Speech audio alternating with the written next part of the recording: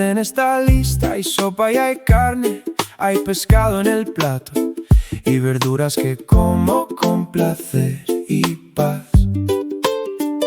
De postre hay fruta, una manzana, un plátano, una naranja, una fresa. Así termina la comida sin problema. La vida es trabajo, es escuela, es tiempo, una cita, un problema, una pregunta amplia.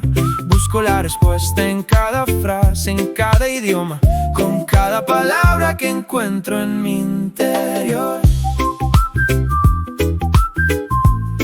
Que encuentro en mi interior.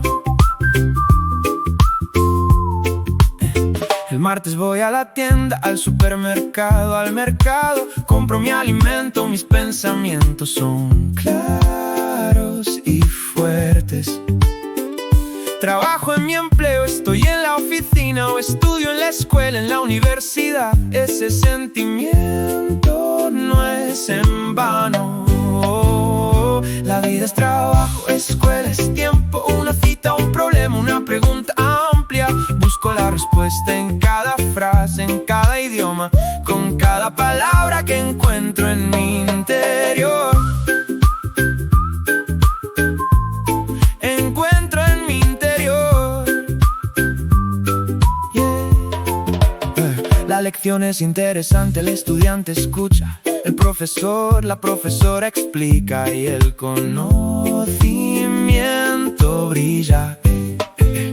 El dinero, el euro, tiene un precio y un valor. Pago la cuenta, mi salario llega al banco en septiembre, sin dudar ni forzar. Y entre el trabajo el jueves a las 6, reviso mi ordenador. Llamo por mi teléfono, hablo con un tutor. Luego abandono la ciudad, busco la naturaleza. El parque es verde, el bosque está en silencio. Una aventura perfecta. Una aventura perfecta. Este es el tejido, el hilo de la existencia, de la tienda al bosque, de la pregunta a la respuesta. Todo tiene su lugar, su tiempo, su tarea. A veces es difícil, a veces es un regalo, un acto sin culpa a las 12. Y así tejo adelante, día tras día en 20 minutos, con la palabra como mi herramienta, sin bandera. De la sopa al salario, de la lección a la naturaleza.